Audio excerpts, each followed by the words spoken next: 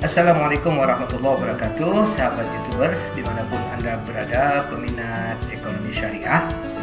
Hari ini saya akan mengkaji 9 kesalahan umum dalam pembuatan skripsi ataupun riset ekonomi Islam. Ini 9 kesalahan ini saya sering temukan dalam interaksi dengan teman-teman atau mahasiswa yang menggeluti ataupun berencana untuk membuat riset atau skripsi ekonomi Islam, tesis atau juga disertasi. Nah, di bagian pertama yang lalu saya telah mengemukakan apa yang menyebabkan kegalauan seseorang dalam mengkaji ataupun menemukan membuat proposal ekonomi syariah. Nah, di bagian kedua ini secara ringkas saya akan membuatkan 9 kesalahan umum dalam pembuatan skripsi ekonomi Islam ataupun riset ekonomi Islam. Nanti bagian teknis selanjutnya akan di video-video selanjutnya akan kita coba buatkan contoh-contohnya yang lebih detail. Tapi untuk bagian 2 ini saya hanya mengemukakan 9 kesalahan umum bagi pembuat ataupun seorang researcher ekonomi Islam. Ini silakan sebelumnya di subscribe atau di share dan di like video ini, mudah-mudahan bermanfaat bagi masyarakat sebanyak-banyaknya. Baik, langsung saja. Kesalahan pertama, nah ini ya, yang sering dilakukan, yang sering kita temukan adalah tidak punya rencana dan manajemen waktu. Jadi membuat skripsi ataupun riset ekonomi Islam itu harus punya rencana dan manajemen waktunya juga terukur timelinenya. Yang sering terjadi itu begini, ada mahasiswa mungkin sudah, mohon maaf ya, mahasiswa tidak semua mahasiswa seperti itu. Tapi ada yang ketika sudah melewati tingkat 4 bahkan sampai tingkat 5, baru di saat itulah dia merencanakan membuat skripsi, kemudian kena deadline harus membayar UKT atau SPP begitu. Nah, orang seperti ini tentu agak repot bagi dirinya untuk membuat sebuah riset karena dia akan dikejar oleh target yang cepat. Di situ tidak bisa lagi logika ataupun perencanaan berjalan dengan baik. Nah, idealnya itu sejak tingkat awal sudah ditentukan minat. Makanya di bagian pertama yang lalu saya sampaikan, tentukan minat dulu. Ketika tingkat 1, semester 1, 2, 3, 4 itu ketemu minat, misalnya di perbankan atau di pegadaian, pasar modal, di lembaga bisnis gitu. Jadi kita sudah bisa menentukan kemana minat kita di awal. Nah, oke lah, anggap saja ya kita punya waktu yang mepet atau waktu yang sangat singkat. Tetap tentukan juga waktunya, timelinenya. Misalnya target proposal berapa lama, kemudian perbaikan proposal, mencari mengumpulkan data, ya, kemudian analisis datanya misalnya, itu dibuat timelinenya. Jadi kita bisa melakukan satu tahapan sembari menunggu tahapan ini selesai. Misalnya apakah proposal kita di-approve. Nah, kita bisa sebelum di-approve atau disetujui ataupun disidangkan ya, diseminarkan, kan kita bisa mencari bahan-bahan sebelum itu. Apalagi kalau nanti sudah di-approve, tinggal penunjukan pembimbing, kita sudah bisa melakukan pengumpulan data di awal. Tapi yang paling bagus adalah jauh-jauh hari kita telah memiliki rencana untuk itu. Nah, saya tidak tahu apakah penonton termasuk orang yang bagus rencananya ataupun manajemen waktunya. Mudah-mudahan termasuk orang yang sangat bagus rencananya. Baik, yang kedua, ini juga sering terjadi kita temukan adalah banyak mahasiswa yang langsung to the point. Judulnya apa ya? Langsung judul yang dicari. Padahal sebenarnya untuk sebuah skripsi atau riset itu kan yang dicari adalah masalahnya. Kalau judul itu kan ya memang menggambarkan sebagian dari masalah, ada bisa di judul, tapi tidak semua judul itu menggambarkan masalah. Jadi bukan judulnya yang dicari, tapi masalahnya dulu. Nah, kalau masalah ketemu, judul itu ya bisa menyesuaikan, bisa berganti malah. Kalau dalam penelitian kualitatif, malah judul itu bisa dibuat simpel atau berganti ketika kita nanti setelah riset ternyata menemukan temuan yang baru sehingga judul kita bisa berubah. Dalam penelitian kuantitatif misalnya, judul-judul itu memang menggambarkan sebagian masalahnya. Tapi begini, Kalau kita targetnya mencari judul, kita mudah terintimidasi. Misalnya kita ketik di Google judul penelitian ekonomi syariah gitu. Padahal judul ini belum tentu minat kita. Atau judul ini variabelnya berbeda dengan yang kita cari atau yang kita temuan riset kita nantinya. Ini tentu akan membingungkan, maka masalahnya dulu dicari. Masalahnya dulu dicari, nanti judulnya setelah itu. Baik. Seharusnya dicari masalah dulu, caranya dengan membaca literatur, pendapat ahli, mengamati, atau ikut pertemuan ilmiah. Nah, masalah juga dicari, bukan dicari-cari atau kita anggap masalah, lalu ini masalah, bukan. Baca literatur, pendapat ahli, mengamati, pertemuan ilmiah diikuti, oh ini loh masalahnya. Jadi, yang ketiga, tidak mencari rujukan apakah suatu masalah itu benar-benar masalah. Nah, ini lagi. Dalam riset ilmiah, nah kita kan berbicara tentang riset ilmiah. Tidak semua masalah itu layak diteliti karena tidak memberikan kontribusi. Misalnya kita mau meneliti, kita menganggap minat nasabah menabung di bank syariah. Lalu kita mengatakan, oh masalahnya ini adalah di pakaian. Karena nasabah itu memakai pakaiannya yang tidak layak misalnya, lalu dia malas menabung di bank syariah. Saya memperhatikan begitu. Nah, ini kan tentu masalah yang menurut kita itu masalah, tapi apakah benar minat menabung seseorang di bank syariah dipengaruhi oleh cara dia berpakaian gitu. Nah, kita cari, kita search, kita baca literatur, ketemu oh ternyata ini memang masalah bagi kita, tapi dalam kajian bidang ekonomi syariah ini bukan masalah, sehingga kita tidak perlu untuk melakukan penelitian ini. Baik, yang keempat, nah ini tadi ya, dibaca pendapat ahli atau jurnal ilmiah ya. Kita akan kaji nanti di detailnya seperti apa. Yang keempat ini, bingung meletakkan di mana kajian ekonomi syariah. Nah, ini begini. Kadang yang sering terjadi adalah karena ekonomi syariah itu banyak sekali, dianggap bahwa kajian ekonomi syariah itu hanya ayatisasi. Jadi nanti dibuat ayatnya di mana, diletakkan saja ayat. Jadilah itu penelitian ekonomi syariah. Padahal ekonomi syariah itu bukan sekedar itu. Nah, untuk memudahkan ini saya beri panduan.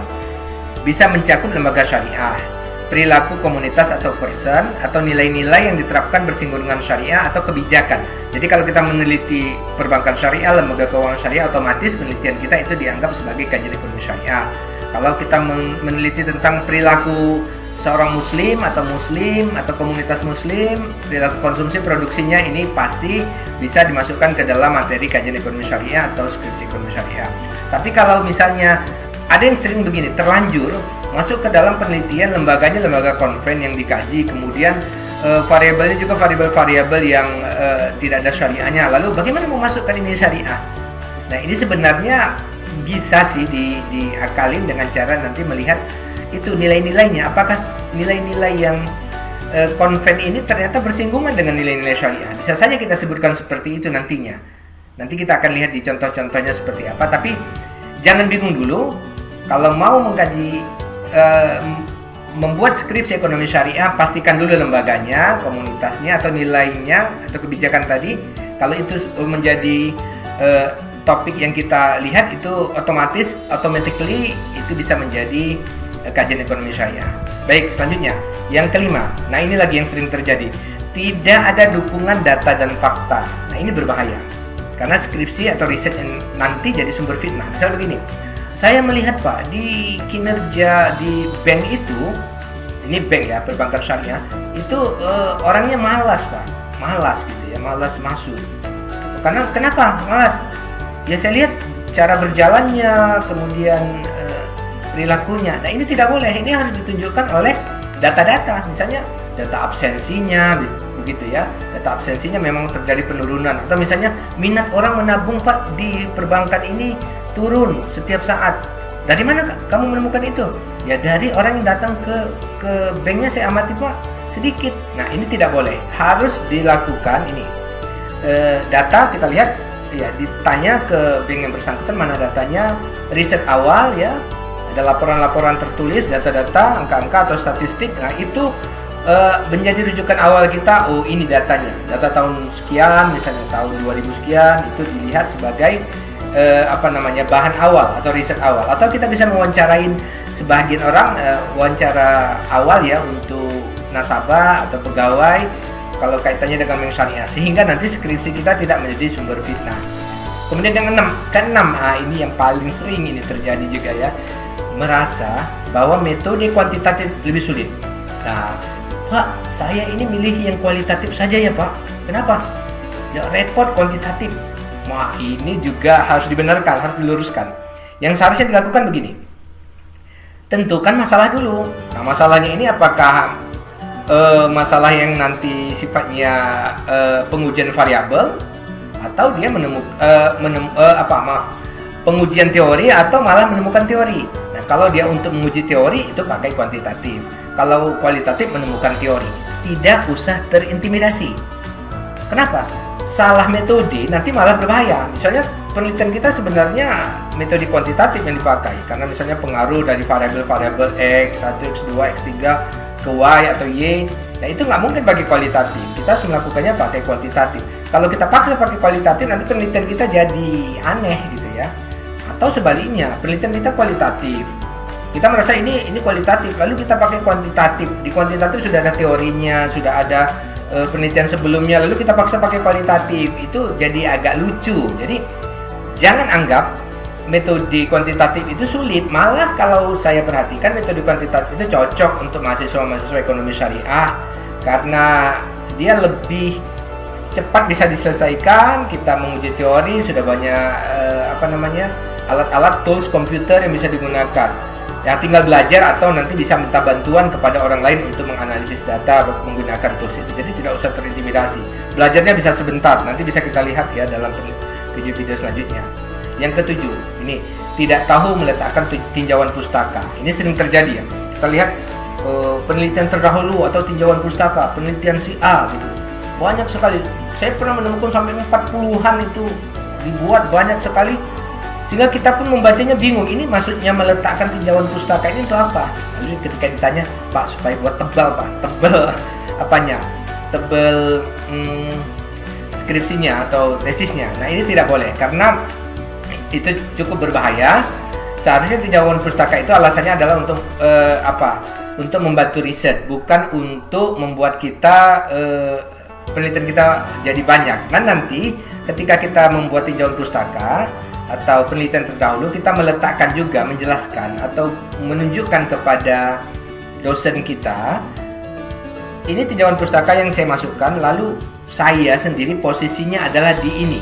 Saya variabelnya yang saya pilih ini, subjek atau objeknya ini, dan posisi saya seperti ini. Beda saya dengan ini, dengan penelitian si A seperti ini, persamaan saya seperti ini. Jadi harus dikemukakan juga itu setelah tinjauan pustaka atau penelitian terdahulu itu posisi kita. Kemudian yang kedelapan, tidak melakukan analisis, tidak tahu relevansi kenapa teori ini dipakai. Ini juga sering terjadi ya.